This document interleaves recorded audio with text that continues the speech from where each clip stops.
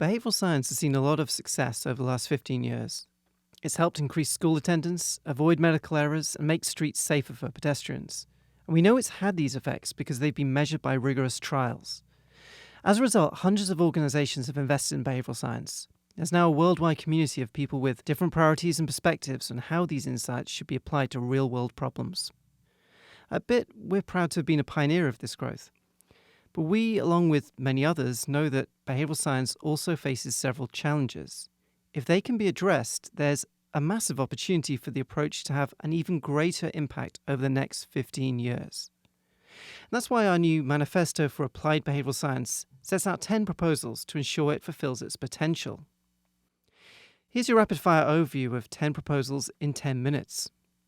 The first 3 are about the scope of behavioural science, the range and scale of issues that it's been applied to. Up first is the proposal to use behavioural science as a lens.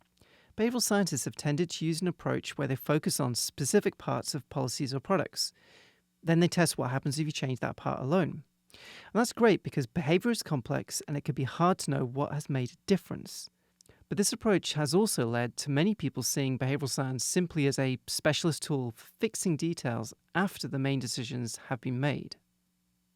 Instead, we need to think of behavioural science as a lens that improves the view of any public or private issue, rather than as a tool used for some problems and not others. Behavioural science can inform the overall design of policies, products and systems, not just how to fix things later.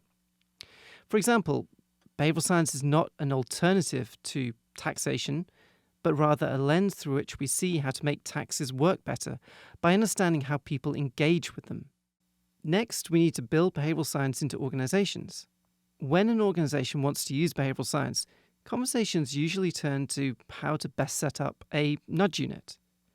Practical questions like how many people should be on it and where should it sit do matter, but they're not the big prize. Instead, we should look at how behavioural science can be built into business as usual. For example, how do we shape a department's processes so that behavioural science principles are integrated into the way it makes a budget? Flipping the focus in this way offers a route for both greater scale and greater sustainability over the long run.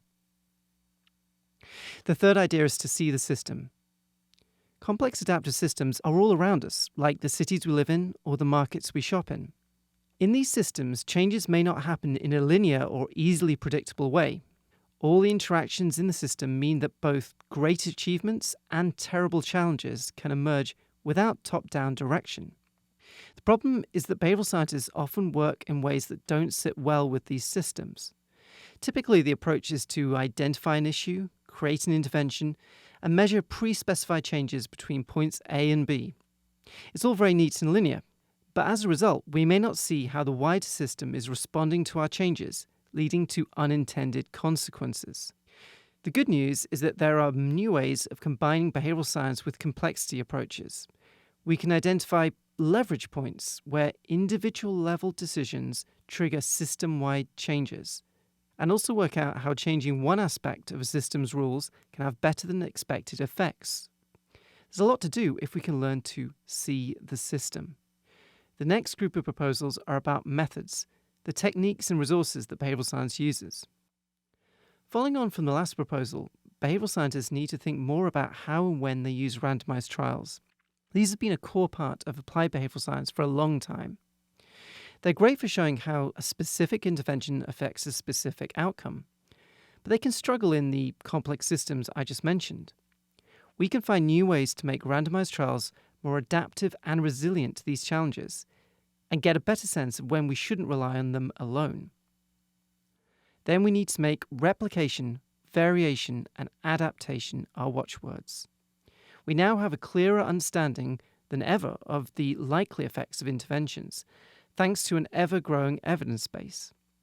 We need to be realistic about the scale of effects an intervention is likely to have, and be willing to let go of concepts when more data shows they do not work. But we also need to recognise that the complexity of human behaviour creates so much statistical noise that it's often hard to detect consistent patterns. This fact means we need to set a higher bar for claiming that a result holds true across many different settings. And it also means we need to create more multi-site studies that systematically examine how results vary across a wider range of contexts and participants. Even if we have more reliable sets of findings about effects, we need to be able to put them together and use them effectively. But it can feel like behavioural science relies either on very high-level frameworks like thinking fast and slow, or lists of specific disconnected biases, with little in the middle to draw them together. After all, when does one bias or another apply? Aren't some contradictory? A crucial step, then, is to move beyond lists of biases. Instead, we need to focus on theories that are practical. By that, I mean they are based on data and generate testable hypotheses, but also specify the conditions under which a prediction applies. And they present actionable steps to solve real-world problems. The final change to our methods is that we need to predict and adjust. Before any experiment, behavioural scientists should make a prediction about which intervention will work best and the scale of its effects. Once we know the actual result, we need to revisit that prediction. Creating this feedback loop will reduce overconfidence, which we know is harmful, and build a better understanding of our field and our own abilities. The final group of proposals is about values, the principles, ideals, and standards of conduct that guide behavioural scientists.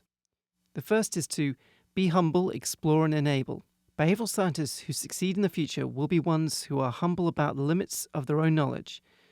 They will carefully explore the goals and experiences of wider groups of people, including those who have been historically marginalised. Finally, they will enable individuals to use behavioural science to achieve their own goals, when that's the best course of action. Recent years have seen growing interest in using new data science techniques to reliably analyse how results vary, what works for whom, and when. And there's so much interest in using these approaches to tailor offerings to the needs and priorities of specific groups. But this idea runs almost immediately into questions around what kind of targeting is ethical and acceptable. A better way forward may be to use data science to identify groups who are disadvantaged, or ways in which an intervention or situation appears to increase inequalities, and use behavioural science to mitigate harms. We call this idea data science for equity. Our final proposal is about the perspectives behavioural scientists bring themselves. We all bring assumptions and ways of seeing to what we do, based on our beliefs, experiences, and perspectives. We can't assume there's some set-aside position from which to observe the behaviour of others. There is no view from nowhere. To practice this shift in mindset, behavioural scientists should scrutinise themselves. They can start by interrogating how their identities and experiences affect their stance on specific topics. What factors made up your stance on vaccines, for example? They should also find new ways to empower research participants to judge whether they want to be involved in their studies. And they can work toward increasing diversity on their teams and in the field as well. Building professional networks between the global north and south is one way to start. Change isn't always comfortable or easy. Some of these proposals are relatively simple, while others are more far-reaching and will disrupt practices that are familiar. But what applied behavioural science does and could do is much more expansive than today's narrative allows. That's why the starting point for addressing these barriers needs to be a change in the narrative about what the field does and could do, a new set of ambitions to aim for. This manifesto aims to help shape such a narrative.